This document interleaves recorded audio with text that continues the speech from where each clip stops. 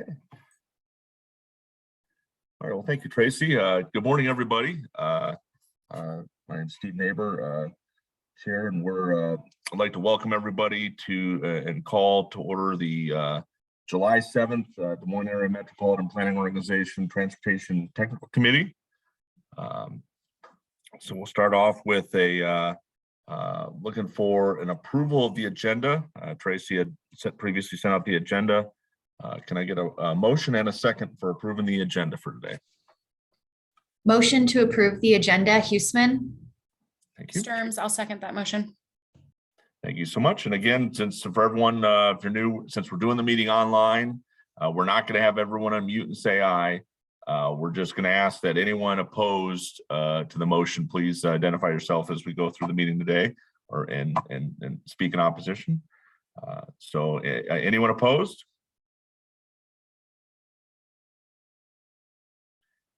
Okay, hearing none, we'll consider the agenda approved. All right, item 3. Again, thank you for Tracy for setting out the meeting minutes in advance, and so hopefully you've all had a chance to take a quick look at those. I'm looking for a motion and a second approval of the meeting minutes for June 2nd. This is Rudy Castro. I'll move. Thank you. Second, Huesman. Thank you so much.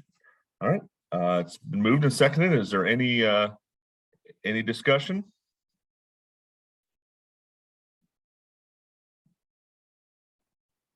Okay, anyone opposed to the minutes? Okay, hearing none, we'll consider the meeting minutes approved. Okay, we'll go to item 4, and this is a presentation on the new Village Initiative Advanced Materials Group, and I'm going to turn that over to Gunnar. Gunnar? I'll just do a very brief introduction here. Perry Beeman with the new Village Initiative is somebody I've known in Des Moines probably longer than anyone else on the call. And it was fun when I moved from journalism into the transportation sector, and it was fun to watch Perry Beeman make that jump not too long ago, joining them. And when he approached me about doing a presentation, I was very curious to hear more about it, and I'm curious to hear more about what plastics are doing for capital improvement budgets and how they're using those. And they have been used in the metro, so I think you'll all find this valuable. I'll turn it over to you now.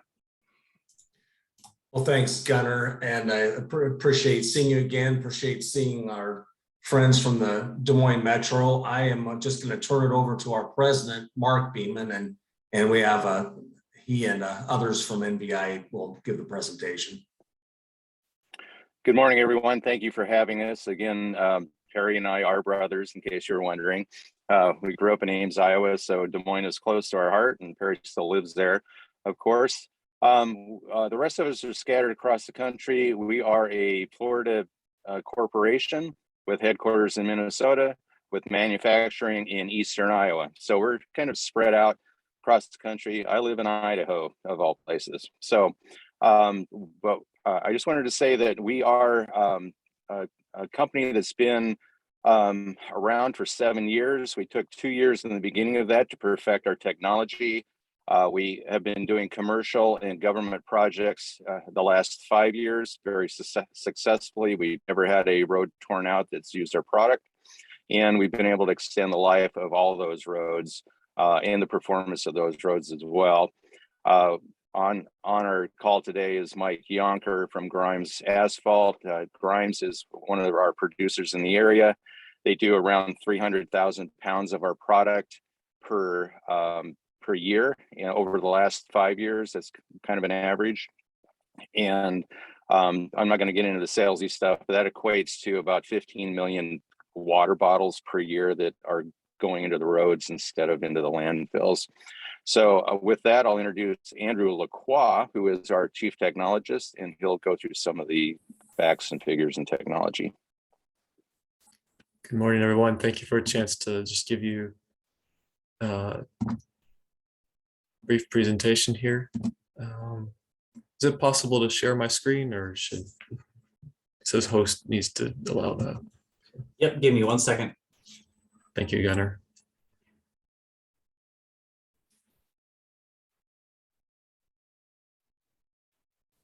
Well, he's doing that, as they said, a chief technologist. I'm the one who digs into a lot of the data, the testing to make sure what we claim it works, how it works, and making sure things are tested, evaluated, and working well. Tracy, I don't seem to have the ability. Can you make Andrew a co-host, please?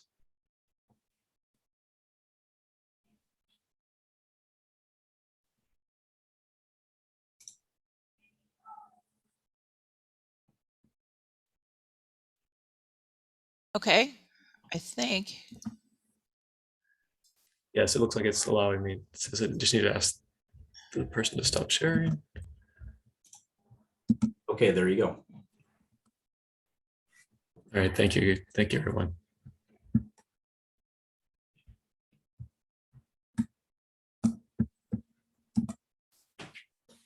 So today we're going to just briefly give you some highlights and show some examples of how New Road is working in the Des Moines area. And at the bottom I put there, you may also hear, especially talking to the DOT, they've got some spec out and they're using it, and they call it a hybrid polymer, which is the New Road additive asphalt concrete mix. And what is it? Well, it's an innovative project that's using recycled plastics, among other things, and it's easy to implement by a producer. So that's the innovative parts that we've helped figure out on how to do. It enhances the performance of the mix. We're using polymers, recycled plastics, and I like to think of those as long strands of things that help hold or bond things together. And so it creates better bonding or glue, and that reduces the rutting, the cracking, and the moisture resistance that we see in asphalt mixes. As Mark alluded to, it's a proven technology that's been used in the lab and the field for over 5 years, especially there in the Des Moines area. And sometimes just seeing the performance, it's visually, this is probably the best way to look at it. These are asphalt samples. They've been put in a test called the Hamburg test, which is basically take an asphalt sample, sit it in water at a high temperature. So, and that's kind of a rough condition for asphalt mixes, heat and water.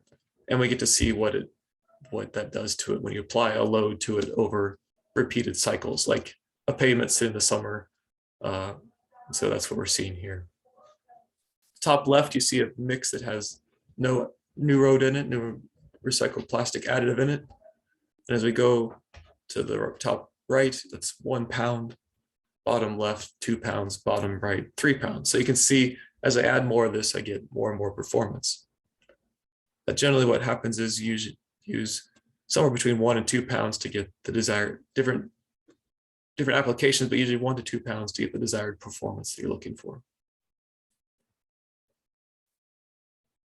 Now we'll kind of look at some of the field projects that are out there, because lab tests give us an indication of how it performed, but ultimately when we put it down, what does it do? And the first one to look at is a project over on North 22nd Street, near one of the interchanges of I-80, I-35 there in the Des Moines area. It's actually very close to the Grimes asphalt plant. On the left-hand side, we see a road control section. On the right-hand side, we see a New Road section. Just a little background on the project. They rebuilt this bridge, and they also rebuilt this pavement that was sitting here. So the nice thing about this study is we know everything is the same bottom to the top. The only thing that's different is this side, the normal top layer, top lift of asphalt mix. And on this side, we put New Road in at 2 pounds per ton of mix. Well, as we look at it, you start to see a couple different things. You see there is a crack kind of forming an inside wheel path on the control section. And also over here, you see kind of this black space. Well, it's actually moisture sitting on the surface. And we know that when we do this and we look really, really close at the pavement, there's a quarter there or about 1 inch marker for your reference point. And if you just look at one side versus the other, on the New Road side, we see a lot more white dots in that circle. Those white dots are actually the fine material, the fine sands and stuff that are used to help create a strong structure. And so we got a lot tighter surface, which when we go back, that's why we see this picture was taken mid-morning. And so there's still moisture hanging out on that pavement. I think we all know water is an amazing thing, very powerful, but we don't want it in our pavements. And so keeping water out, keeping moisture out helps extend the life. Just as reference, these cracks started forming about 3.5 years into the life of that pavement. If you go out there this summer, it still looks like this side 5 years into that pavement. It was put down in November 2017. 2017 was when this pavement went down. So again, creating better bonds, holding things together, gives us a better pavement. Now, there's some other examples of pavements that's been used in the Des Moines area. Sometimes it's been used on residential streets. So here's a residential street in the city of Des Moines, Gray Street in the center part of their city. And this one, they got into a project. They realized the base or the subgrade was really poor material. That's a challenge there in the area, very soft materials, clay materials that like to move around and don't have a very high strength to them. So they came to us and said, what can we do to strengthen the layers that we have? We've got this much depth we can work with, and we need to get it reopened to the residents so they can get back on their driveways and that kind of stuff. And so they said, well, let's put 3 pounds. Let's really kind of strengthen it up, give whatever strength we can, and put it in this project. Well, I went back a year later and looked at it, and it looked like a nice normal street in Sweet County. You see here, the only thing I've noticed a little bit is I've drawn a line there. If you're standing there, you'll see a slight dip where the concrete gutter comes out and it moves into the asphalt pavement. There's no cracks there, but it's held up well, and it's showing the added strength that gives to this mix. As we discuss it, you'll kind of hear me several times talk about strength. Ways it's been used very effectively is if I need to increase strength, or if I potentially can reduce the thickness of the pavement. And so that's kind of where you can balance economics and benefits. And so reduce the pavement thickness just a little bit. When I say a little bit, on average, maybe about 5% of the thickness. That's usually less than 1/2 inch, which is about as thin as a layer you can make it, reduce a layer thickness. Some other examples, City Street here in the city of Clive. On the left-hand side, you can see an example of in a neighborhood it was used in, a street that had been previously resurfaced, and the normal challenges that come up with the pavement's been there a while, it starts to crack and stuff. I don't know how long that pavement was, so it's not a head-to-head comparison, but on the right-hand side, you can see a year after it was placed, what the pavement looked like at that point. So it's been used in some city streets.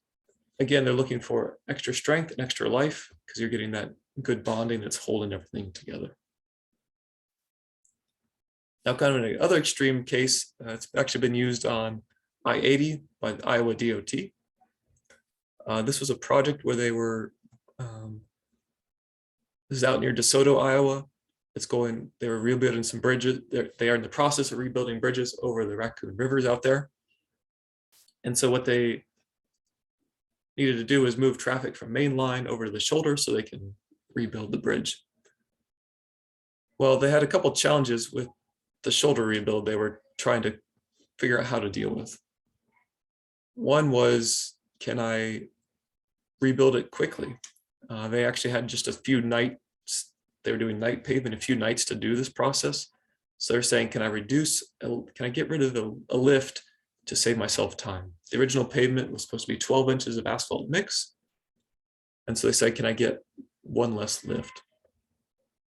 The other part was, being an interstate pavement, there's a lot of traffic on it, obviously, and very heavy traffic. And I know you guys have gone through some real heat recently. They want to make sure if I reduce it, I might have rutting and shoving problems in the summer. They've had issues with that before in some other temporary pavements. And so they came to us and said, can we do it? And we looked through our testing our data and said, yeah. And you can basically get about 25% more strength they did their design calculation and said, okay, we can go down from 12 inches to 9 inches. And that's what they did. And that pavement is performing well. Went down last fall and is performing well through this summer. So that's some brief examples of what New Road can do for the area. Here's a list of some of the highlight projects. We talked about the pilot project there on North 22nd Street. That's an industrial road, heavy traffic, truck traffic. That, just timeline wise, that was the first one that gave the DOT some confidence to do it in some other projects.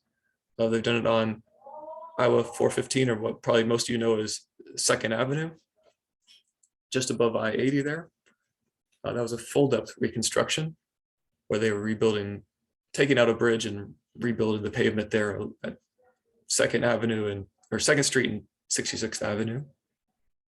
And then the I-80 one we talked about. Other local places it's been used. It's been used by Polk County in some of their farm to market overlays. And they've been, interestingly, they've been watching projects that have gone down, including 22nd Street. And they recently are in the process of evaluating where they'll use it. It looks like they will for a upcoming project on Broadway Avenue, where they're looking to balance, can I reduce this again? Can I reduce the section just a little bit, get some cost savings to be able to do other things that they may want to do in their project? So that's in the design phase. It hasn't been decided, but they're considering it at this point. Des Moines used it in multiple places. Showed a city street, a residential street, but they've used it on some of their major streets, including Fleur Drive. And then also they've done it in a project on Rittenhouse where they rehabbed a concrete pavement, kept the curb and gutter, and then filled in the middle with asphalt, partly for quickness of the constructability, and then also making sure they got the strength they needed for that pavement. Seen pictures of Clive and then other cities that are there. So again, overall, New Road does a great job of strengthening layers, giving strength and durability so that it lasts long, like we're seeing there in 22nd Avenue, that 5-year period. And so that's kind of the highlights. And if there's any questions, we'd be glad to answer them. Or if Mark or Mike would like to make any comments, we're welcome to receive those as well. Mike, this is Mark Beeman. Mike Yonker, do you have anything to add since you're a producer and actually use the product every day in your business? Good morning. I'm Mike Yonker, General Manager of Grimes Asphalt and Paving. Yes, we've been involved with New Village now for going on 7 years and have been very happy with the performance part of this particular material, which we call the additive that goes in and strengthens the asphalt paving material. From a contractor's point of view, it lessens the risk from a contractor standpoint. We have far more consistency in our paving performance, the pavement performance that is, and have been just have not had any failures. Delivery into the plant is simple. It seems to give us an efficiency of quality control that in this business, when you're dealing with moisture, you're dealing with recycled asphalt pavements being reintroduced into the asphalt, and then wet materials, gradations that fluctuate from day to day. And then the binder itself that we receive from the refineries, depending on the season. The oil refineries now have the ability to coat down the binder, which we call the cementitious of the material. And sometimes that can fluctuate in its quality.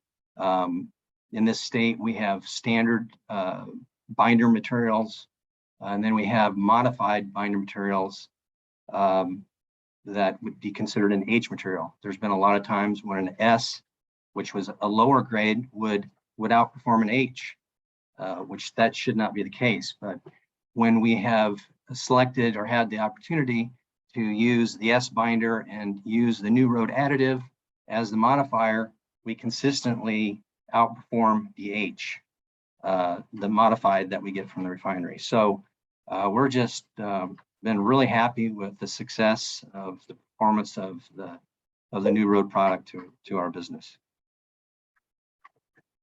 Thank you.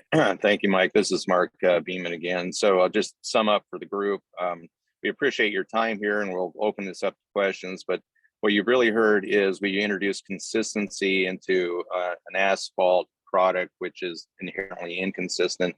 That's what Mike was explaining there. And we do have the experience and behind us now to confidently go into any project that the group will bring to us. So we thank you again for your time. Thank you so much, Mark, Perry, Andrew, and Mike. Is there any questions for the team here that gave the presentation?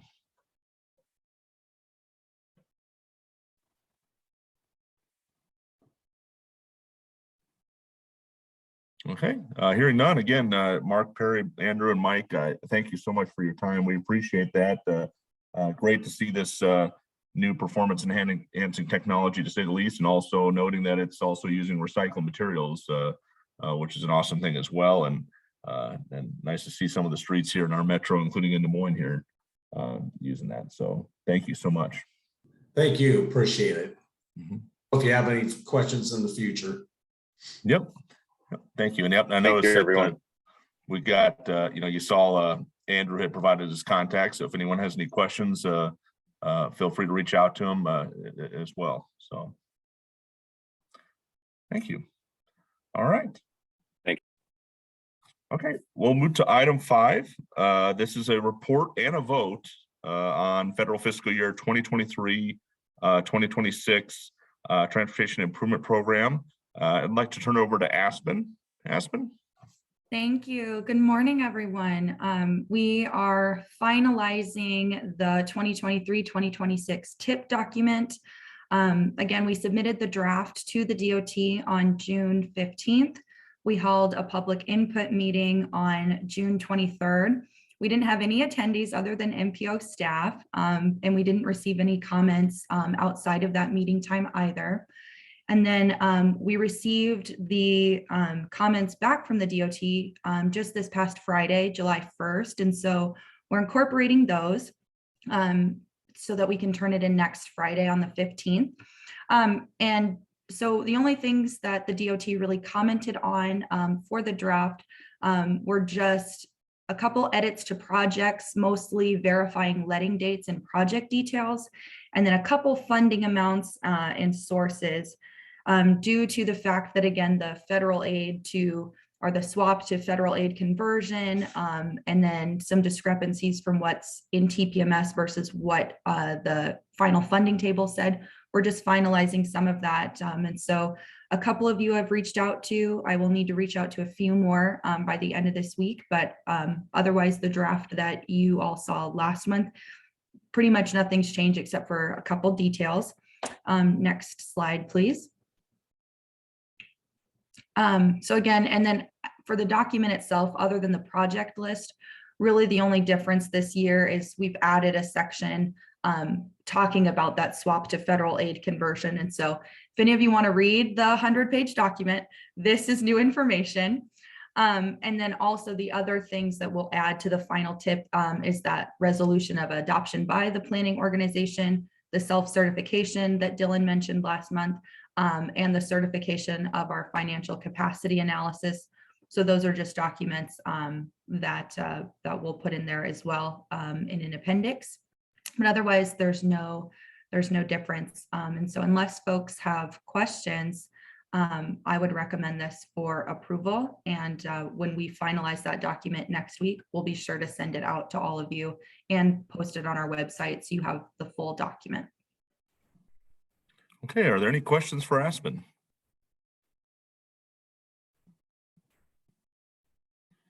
Okay, hearing none. As Aspen mentioned, she's recommending approval. Can we get a motion and a second for approving the federal fiscal year 2023 to 2026 transportation improvement program? So moved, John Dostart. Thank you, John. Second, Rudy Castor. Thank you, Rudy. Okay, does anyone, is there any discussion? It's been moved and seconded. Any discussion? Okay, hearing none. Is anyone opposed?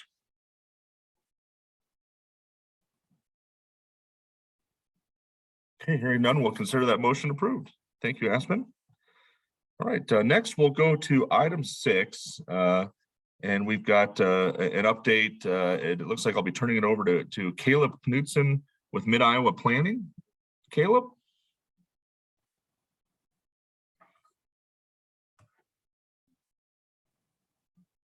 Oh. Lost that, Caleb. I think I'm having trouble hearing you. I don't know.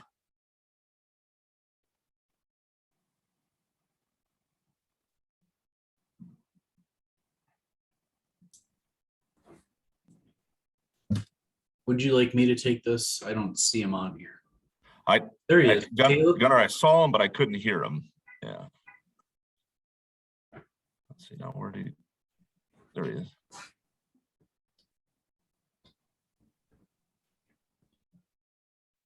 Oh, there you are, Caleb. Can we try the audio, Caleb? I don't see if I can hear you.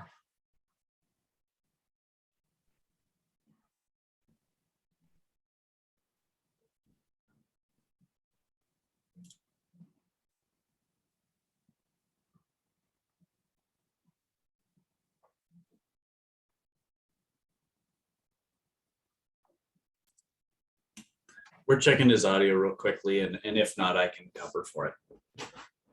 Okay.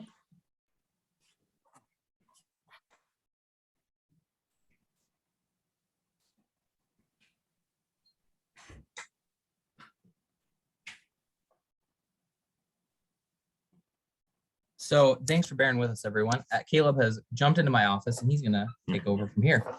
Thank you. Good morning, everyone. I apologize for my technical difficulty. So I'm Caleb. I'm the senior planner for MIPA. And as you can see on the slides, some of you have seen this before, so I'm going to go through it pretty briefly. So in this 7-county region, we are now an economic development district, which will be incredibly helpful for the communities that we serve. It's going to be super exciting. It's going to be fun. I'm looking forward to connecting with everyone. And I've been sending emails out and meeting with communities and traveling to communities. So yeah, it will be a good time. Next slide, please. So one of the biggest things for creating this EDD is making sure that these counties aren't falling behind. Without the EDD, a lot of times, you know, the other areas are able to capture funds and know about grants and things before we're able to. So that's something that will really be fantastic for this area. You know, and it's super exciting. So here is, so here are the phases that we've gone through. You know, everything from getting the governor's signature to, you know, creating a SEDS to reviewing processes. So it's been a process. It's been a long process, and I'm glad to be here, glad to get this party started. And we're continuing to work with members and keep going. So one of the nice things, as I mentioned earlier, is that, you know, we had to get sign off from the governor, and we had unanimous support throughout the 7 counties and throughout the state. So that was incredibly important to us as an organization to move forward, to know that we had support. And we have 56 member communities, which is super fantastic. I think, well, it does say that's 90%, 94% of the population covered. And so that's a really high number, obviously. And, you know, I am looking forward to meeting with every one of these communities and seeing how MIPA, how we can help them, how we can help move them forward, how we can help move their vision forward, and how we can capture some of those funds. So as I've mentioned, you know, through my brief little talk, you know, we have relationships with federal agencies. There's going to be grant writer administration. Something that I'm looking forward to as the senior planner is just meeting with the planners and the staff from the different jurisdictions, municipalities, and helping assist with their planning efforts. We can help with comp plans, zoning updates, things like that. And so if you've got those coming down the pipe, if you're interested, just give a shout. We'll take a peek at it and see how we can assist. And so this is an ad for my photographer, for my headshots. Also is my contact information. If you have any questions, just reach out and we'll see and figure out what we can work together on.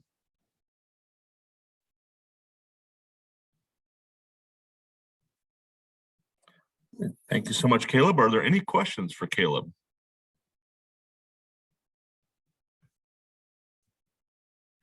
Okay, hearing none. Caleb, thank you for your presentation, and congratulations on moving this forward. Thank you so much. So, all right, we'll move to item number 7.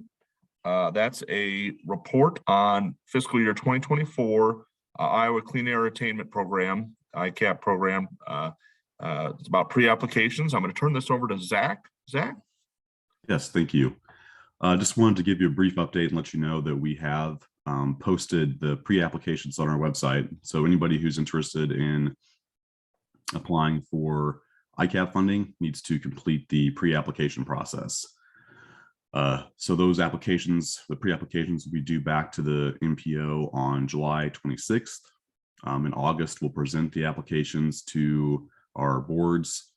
And in September, we'll bring them back for approval so that we can get the resolutions out to the project sponsors prior to the October 1st deadline for applications to Iowa DOT. So just want to make you aware of that. We will send a link out to the pre-applications later this week. But again, just want to make you aware. Be happy to answer any questions that you have. Okay, thank you so much, Zach. Are there any questions for Zach?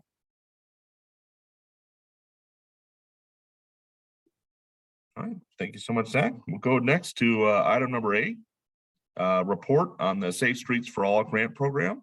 Again, Zach, can I have you cover that one? Thank you. Yes. You may recall that last month we presented to you on the Safe Streets and Roads for All grant program.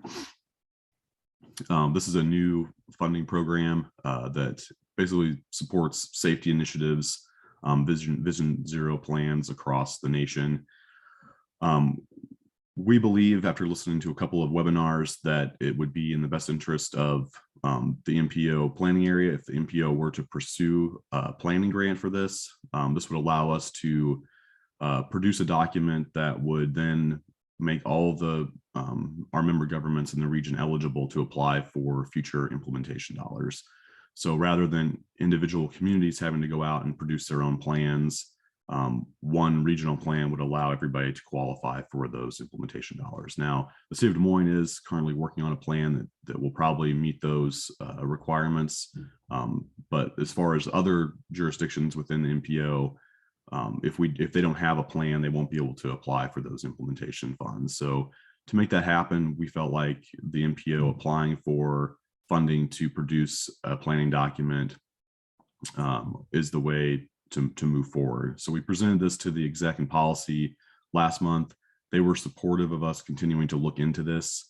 There are some questions that we need to dig into a little bit before we make the final decision to apply for this grant. One thing is we need to determine what the planning area that we want to cover in that document is. One idea that we had after listening to the webinars was that it might make sense to bring SERPA into the fold as well. And that way it would be a multi-jurisdictional and multi-organizational document.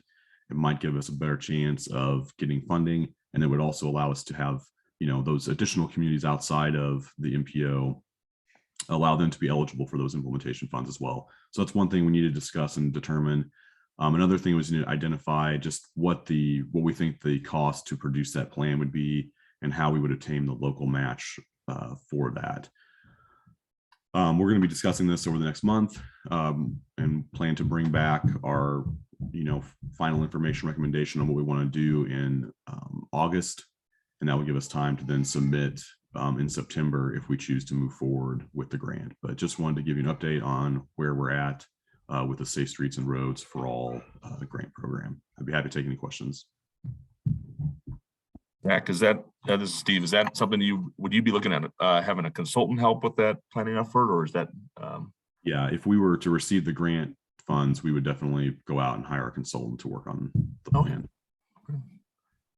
Any questions for Zach?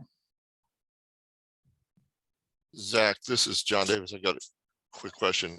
If I recall correctly, and please refresh my memory here, that the September is not a one-time only submittal.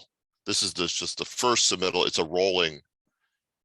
Each year you could do either plans or implementation grants. Is that correct? That is correct. Yes. Yep. And that's right. So our hope would be to submit for the planning grant this September. That way we could have the plan hopefully done in time for communities to implement implementation funds next September in 2023.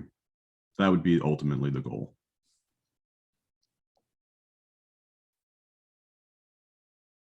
Any other questions for Zach?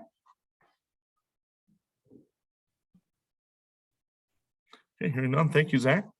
Thank you. We'll go to item 9. This is a report on upcoming events. Gunnar?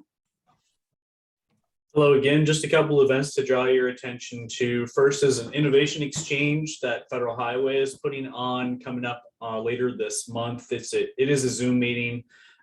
Password information is on the screen and will be shared with you in an email following this meeting. Just looking at ways that stream crossings can take into consideration aquatic habitat, as well as removing risks of flooding impacts. And then also the upcoming Mobility All Conference by Masco, also coming up later this month, being held locally here. And I'll send that link out after the meeting as well.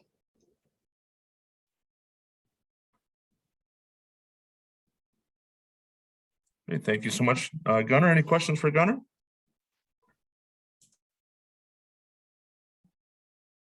Okay, thank you. We'll go to item 10, other non-action items of interest to the committee. Do we have any other items?